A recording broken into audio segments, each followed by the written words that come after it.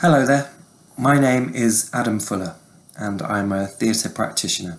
I work in theatre as a performer, as a puppeteer, as a writer and as a director. I've worked in theatre for about 15 years. I've worked with various theatre companies. I've toured all over the UK and to Europe and lots of international theatre festivals. I studied at Bath Spa University. I did an English literature and creative writing degree. And as well as working in theatre, I've worked a lot in education, I've worked in care, I've worked in hospitality, and I've worked in construction. And I can honestly say that the skills that I learnt at my university whilst doing a creative degree have been useful for me, not just in theatre and creating work in theatre environment. They've been useful across any of the environments that I've worked in. I think creative skills are highly important no matter what work environment you find yourself in. One of the most important things I think I learned from my creative degree, which I've been able to apply across the board in whatever working environment I found myself in, is the ability to interpret the situations or the problems or the challenges that are put in front of you and come up with solutions or ideas or ways forward to successfully overcome or solve or conquer those challenges in a way that is personal to you and in a way that means something to you because you have interpreted that situation, that challenge, and you have come up with a solution that you have then put into place. So whether that's creating a theatre show or whether it's solving a different type of problem in the workplace or meeting a different type of brief or specification for a task that you've got in the workplace, no matter what that workplace is, your interpretation of that brief, of that task, is yours, is personal to you. And if you've got the skills and the confidence to be able to think about that task or that brief and go, well, I'm going to look at it this way, I'm going to tackle it this way, I think that's an invaluable skill no matter what working environment you're in. In theatre, interpretation is very important. A lot of the work I've done has been on devised shows, which means shows that you make from scratch with a group of people. You might come into the room to make the show with an idea about a topic that you want to explore, or you might have some themes that you want to explore. You might want to look at gender inequality, for example, as a topic or a theme for your show. And if you and your group of fellow classmates at your school decided to make a show about gender inequality, and every other class in the country decided to make a show about gender inequality, I bet they'd all be different. There might be some similarities, there might be some wildly different ideas, because each of those shows would be an interpretation of that topic. There'd be an interpretation that is personal to the group of people that created it. So interpretation is what we're going to look at today, because I think if you've got the confidence and the skills to interpret something and give it a response that is personal to you, then I think you're setting yourself up for success in whatever work environment you're in. So to start with, we're going to look at some examples, some visual examples of how interpretation can be wildly different and exciting and imaginative. The first set of images I wanted to share with you are some images of chairs. You might be sat on a chair right now, and I'm sure if I say the word chair, it elicits a response in your imagination that we can all probably imagine what that might be. It's probably something similar to the chair you're sat on right now. I'm sat in a fairly straightforward chair with 4 legs and a back. The images that I'm sharing with you here are images of other people's interpretations of the idea of a chair. Some of them are crazy, some of them are wildly fantastical, some of them are incredibly imaginative, some of them are more straightforward, but each one of these interpretations is a chair. So each of these designers has taken the idea of a chair, or the concept of a chair, and they've interpreted it in their own way. And that is what gives each of them an individuality and gives you this huge scope and breadth of responses to the idea of a chair. If you look at the next set of pictures, it's of some trainers. Same thing. It's a design concept. A trainer is a shoe that you wear on your foot. Each of these is a different interpretation of what a trainer is or can be, or what the designer thinks a trainer is when it's at its best. And they're all completely different. They're individual to the designers. Everybody's interpretation of the trainer is valid, and you might have favourites amongst those, and you might wear one and not another, but that's your interpretation of what you feel a trainer should be, or you want a trainer to be for you. If we look at some images of cars, these are interpretations of the design of a car. Some of them are older, some of them are new, some of them are more fantastical, some of them are more practical. Somebody might interpret the idea of a car as being something that should be beautiful. Somebody might interpret the idea of a car as being something that should be practical. Someone else might say, well, no, a car needs to be, it needs to be able to perform a job. It needs to be able to look good. It needs to be able to go fast. Each of these ideas and designs behind a car design are, again, individual to the designer, and they're all valid because they're all what we would recognize as being a car. The last set of pictures that I want to share with you is a set of images of different artists' interpretations of a vase of flowers. So the remit for each of these artists has been to draw or recreate a vase of flowers, and as you can see, each of their responses to that as a stimulus are wildly different, and each of them is valid.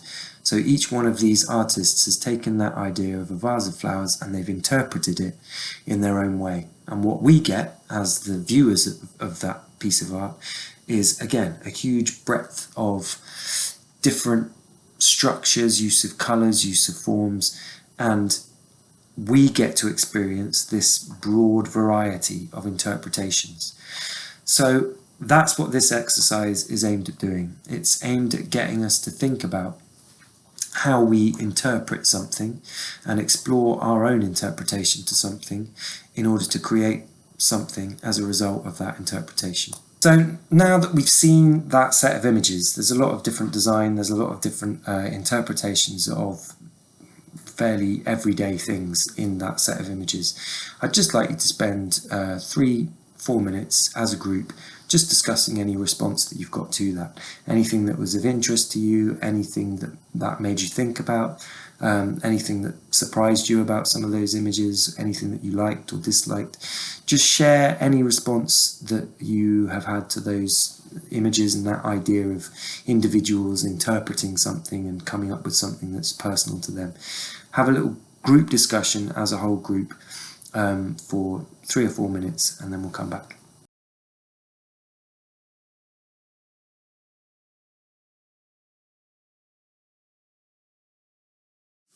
So for this activity, I have chosen a piece of music. It's a track which is less than 2 minutes long. And my idea behind choosing some music is that I'd like you to have a listen to the music and respond to it. So I'd like you to interpret that piece of music as you wish. There's no right or wrong answers, and everybody's ideas are valid. So what you're going to need in order to do that is some paper and some pens or pencils, anything that you'd like to note with. So it might be to write words with, or it might be to draw pictures with, whatever you feel comfortable doing. But get yourself into a position where you've got some paper and some pens and pencils to write with, and then we'll begin.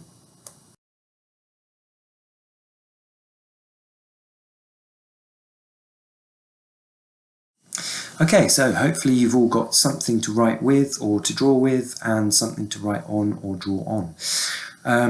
What we're going to do, the first part of this task, we're going to listen to the piece of music. So all I'd like you to do the first time is listen to the track, You can close your eyes if you'd like to. Sometimes that helps to give your imagination a bit of a boost if you're not being visually stimulated as well as listening to the music. So if you want to close your eyes. And all I'd like you to do to start with is listen to the piece of music and just see what kind of responses you have in your imagination. It might be just colours, it might be shapes, it might be some images, it might be some words. I'd just like you to write down or draw some very initial responses. So if it makes you feel a certain way, write how it makes you feel. If it makes you think of a certain colour, write down the colour. Just have a very initial response to this piece of music and interpret what it's sort of saying to you with a few words or a few simple images. Okay, so you're going to listen to the piece of music, and while you're listening to it, you can be writing or drawing. And then if we give you a minute after you've listened to the piece of music, just to let those things settle and add anything to your sheet of paper that you want to. Okay, so have a listen to the music and give your initial response.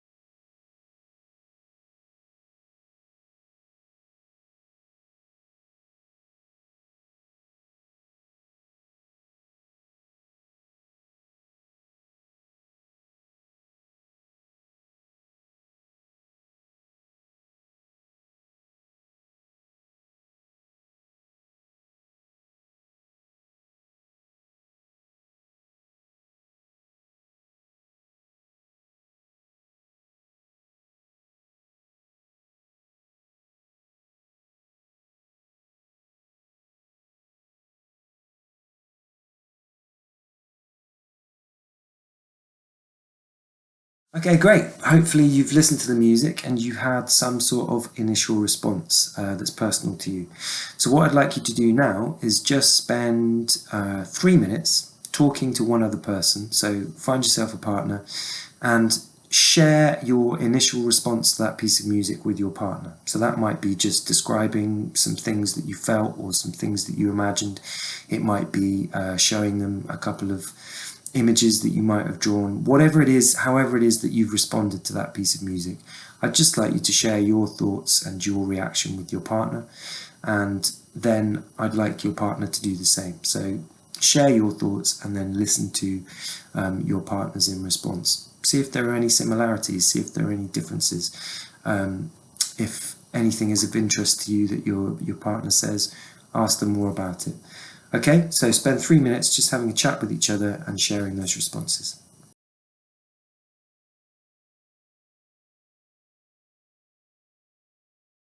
All right, so hopefully that conversation has thrown up some interesting things. Hopefully you were surprised by the interpretation of the person that you were talking to, and hopefully it started to illustrate that idea that there are lots of different ways of interpreting any piece of information. What we're going to do now is we're going to listen to that piece of music again. So I'd like you to sit and listen to the piece of music for a second time. But this time, I want you to start taking that information that you've started to put down on paper so that your response is starting to take shape. And also any influence that you might now want to seed from the conversation that you just had with your partner. Maybe they said some things that were of interest to you, or maybe their interpretation of the music has made you think about it in a different way that you want to explore. So take your initial response and the conversation that you've just had, and while you're listening to the piece of music again, now I'd like you to come up with your ideas for what you think would make a good music video for this piece of music. So that can be absolutely anything. It could be, the music video could be as simple as just a series of colours and shapes. It could be just a film camera sticking out of a car window driving across a desert. It could be whatever you want to suggest for this music video. It could have more of a narrative and a story and characters. Anything is valid. So it's up to you to decide how you would interpret this piece of music and make a music video for it yourself. As I said before, there are no wrong answers because your interpretation is your own. So that's always valid. So listen to the music again. Think about that as in terms of a music video, and note that down in however it feels comfortable for you. So it might be writing down a description of what you see or a description of what you'd like to see happening. It might be creating a storyboard with some images to illustrate what it is that you're seeing.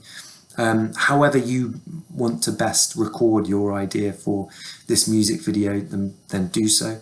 And then we'll come back once everybody's got that idea in front of them of what their interpretation of the music video for this piece of music would be.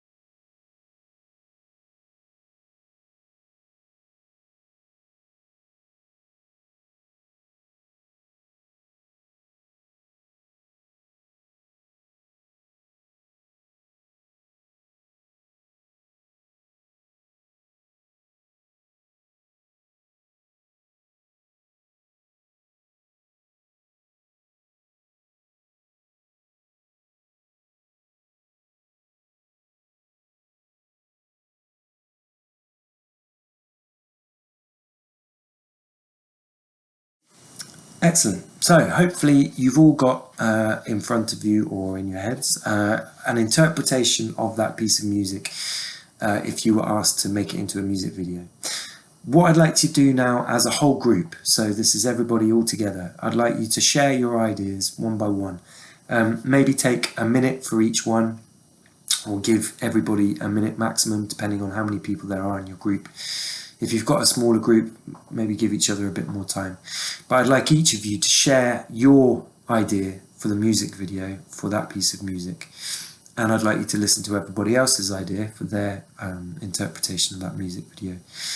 And during that conversation, maybe leave some space after each one for people to offer thoughts about what they like, give a bit of feedback on everybody's interpretation. But just initially, let's share those ideas and give some initial feedback. Okay, off you go.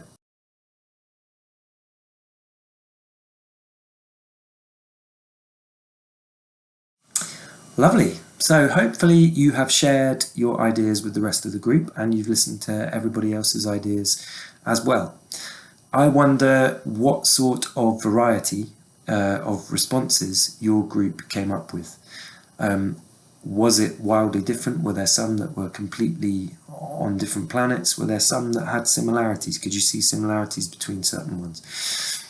What I'd like you to do as a final group task is just have a discussion about the nature of what you've just done. So talk about those similarities, talk about your response to other people's ideas, talk about what you think that has taught you about interpretation and how everybody with the same piece of stimulus, that piece of music, has come up with a different interpretation of what it means. And have a think about what that has taught you in the sense of how you might be able to take that skill into a work environment. So that could be a creative work environment, or it could be a different work environment. But think about how that skill, and have a discussion about how that skill might assist you moving forwards when being presented with a brief or a challenge to solve or to overcome. Okay, so maybe have a 5-minute discussion and then we'll come back and do the conclusion.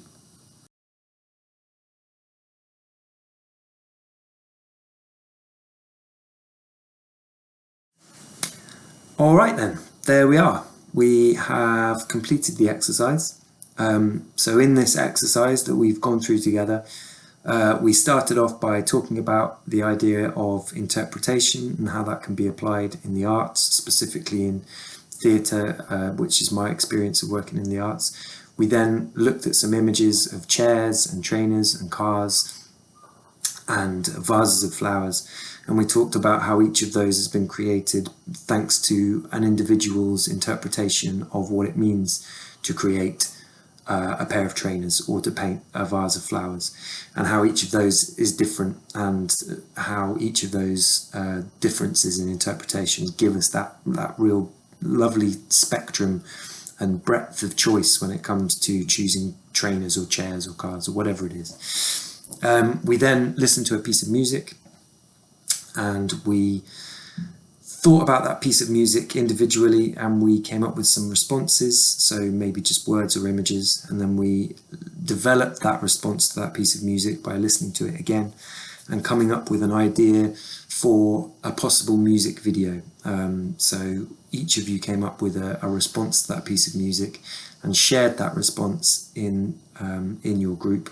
So hopefully what we've learned from doing that exercise is a little bit about the idea of interpreting something as an individual and creating something that's personal to you. And I talked about a minute ago just how important that is across the breadth of workplace environments, because anything that you've been tasked with or asked to complete or successfully achieve within a workplace is going to require you to interpret the brief or the problem or the situation and solve it, or suggest ways in which it can be solved or accomplished.